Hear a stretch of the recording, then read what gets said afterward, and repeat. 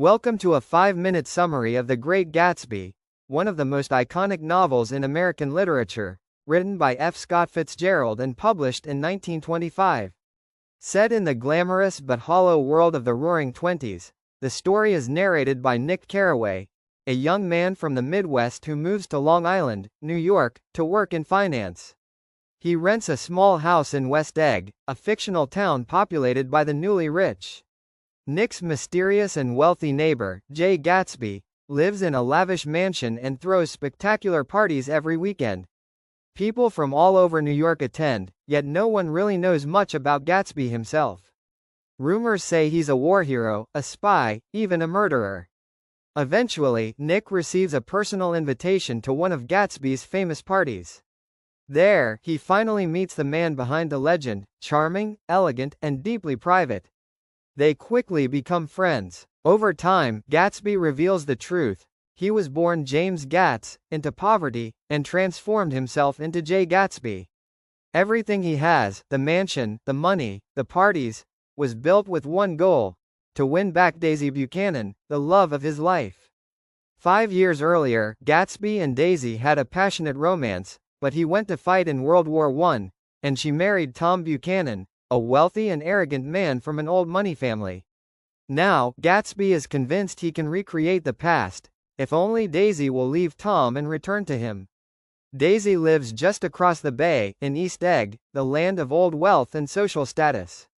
Gatsby even stares longingly at the green light at the end of her dock, a symbol of hope and dreams just out of reach. With Nick's help, who happens to be Daisy's cousin, Gatsby arranges a reunion.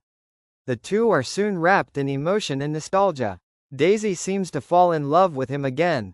Gatsby becomes obsessed with the idea that they can erase the years and pick up where they left off.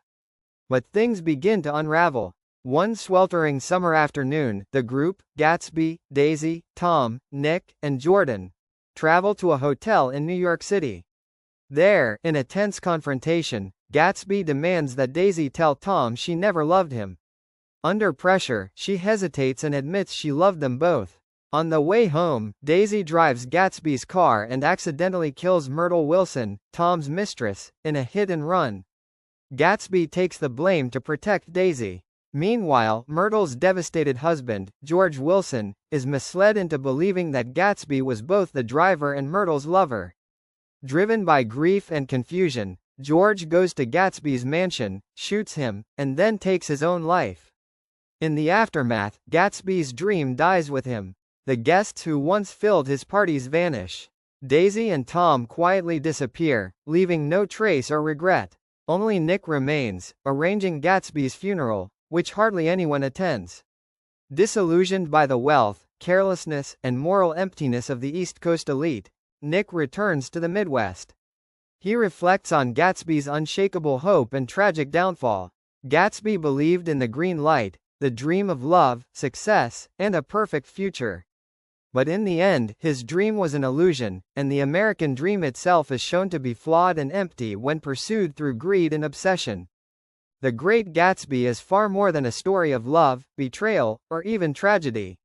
It's a deeply symbolic and emotional exploration of what it means to dream, and what happens when the dream becomes unreachable. At the heart of the novel lies Gatsby's unwavering belief in the American dream, the idea that with enough hard work, anyone can rise from nothing to everything. Gatsby builds a life of unimaginable wealth, luxury, and status, all in pursuit of a single goal: winning back Daisy, the woman he once loved.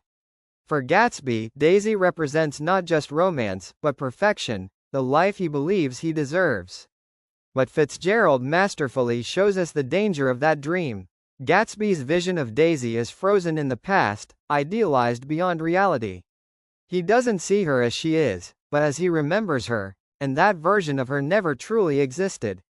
His pursuit is doomed, not because he lacks effort or passion, but because his dream is based on illusion.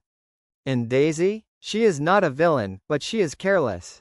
She chooses comfort over courage, stability over love, and leaves Gatsby to face the consequences alone. Her inaction and silence are as destructive as any action could be. Tom and Daisy, like many of the rich in the novel, retreat into their money and privilege, avoiding responsibility for the pain they cause.